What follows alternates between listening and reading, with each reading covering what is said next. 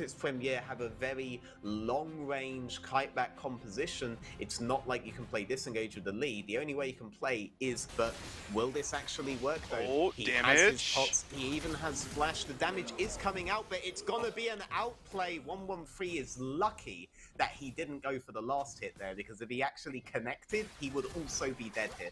Irrelevant trading 1-for-1. Both top laners will burn their teleport. Second, Tinks is left all alone. Can he get a trade? No, we cannot. 113 holds on to his life, and a nice roam comes into the top lane from Seiken. Yep, Tinks is there to match, but it's a 3 versus 2. LeBlanc was able to unlock herself, not as early as Aurelion Sol does, and she had to trade more resources to do it. Played beautifully done here from Montera. Irrelevant is going to inevitably fall again. Third death here before 8 minutes, and now Cabochard gets to take all the free plates in the world. Yep, so this puts him a full wave behind and on a bad wave state on the next wave as well. This could turn into a 2-wave deficit for the Gangplank, but Jinx thinks 2-wave deficit, that's nothing compared to what I've been getting. And this access to the cannon barrage, but he might not even need it, as it's going to be the kick flash. Beautifully done. Irrelevant, he's most certainly going down again. I mean, they call him irrelevant, but currently the entire game is pivoted around his lane, so take from that what you will.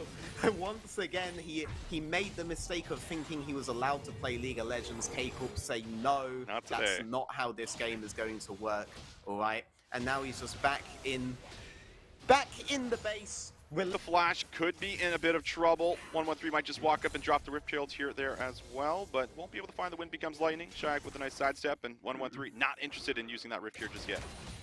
The Sarkin will be available for this, and now instead of going all on top side, they're a little better after that too, after the punishment this man has been taking throughout the early stages of this game.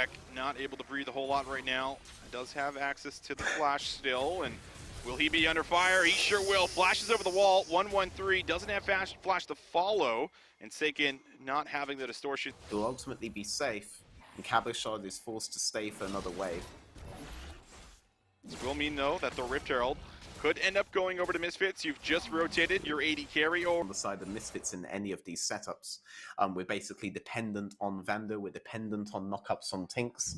Otherwise, we're dependent on Lee Sin himself. And eventually, with Cabochard himself on that lineup as well, they played these kinds of games. Good result in the Dragon going over. I have to imagine this will be uncontested, and that looks like that will be the call for Misfits. Yeah, I understand, looking at how the game's going, why we have decided on that irrelevance, but still, damage it will do later on. Victor, about to be onto his Rabadons. He's the only AP threat on his team, so it's unlikely to be against much MR. But now Vander also in some trouble. Seiken does invest the flash, but it's the stopwatch from Vander that allows him to live. However, berries are completely eliminated. This very well might be a Baron call. I imagine Cabochard's about to TP back. Yeah, that has blown the game wide open there. Cabo, he did the geometry, he found it. We were saying earlier, Willow's been getting a lot of the advantages. It will a lot depend on his play. He gave Cabochard those few seconds, and Cabochard capitalized. And that translated into a second kill as well for K-Corp, with Shayak left wide open. Three of them not to contest this, they're trying to get more economy on the Jinx, but given the Howl of Time. TP's in, irrelevant. Here we go. He's going to be coming into the fight. Seiken from the side, looking for an angle to poke them out. Huntera will be able to flash in. Woolite, no mana, will be able to escape for now. Cataclysm comes out here from Tiggs, but they're able to find one. Shayak with a big kill, and now one back for Reckless. But Reckless is chunked out of the fight, has to run away. 113, the jungler, gonna start up the Baron here for Misfits, as he'll also end up dropping. And Misfits, they find the 1-for-2, and will now look at the Nash.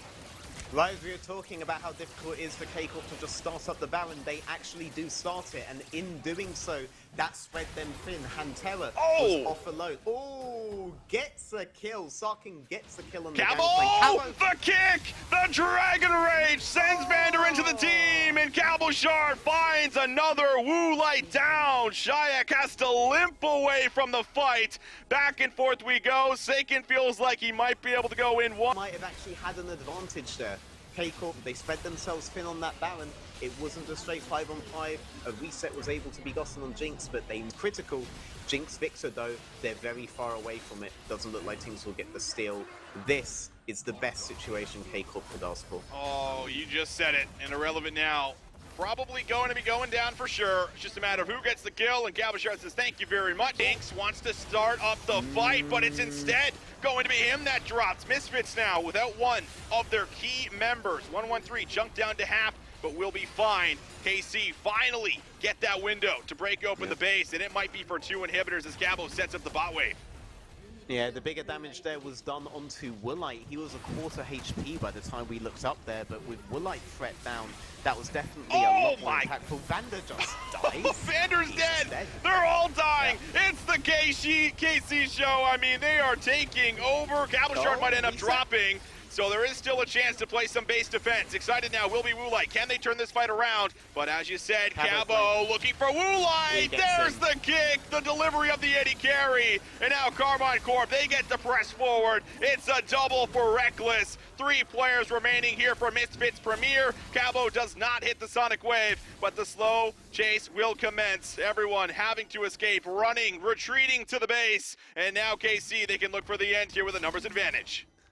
Cabochard flanked all the way from the fork on Red Bush. He teleported into a ward that was previously placed there, and then ran all the way up to Woolite and just kicked him to death and probably ended the game with it. First tower is down. Tinks is going to go in. Big Cataclysm, but no follow-up. One more play from Cabochard. Irrelevant gets one back, but it's just the support. KC are strong. There's still 4 in the base, and they will find their 4th win in a row. They threw absolutely everything onto that top lane, and it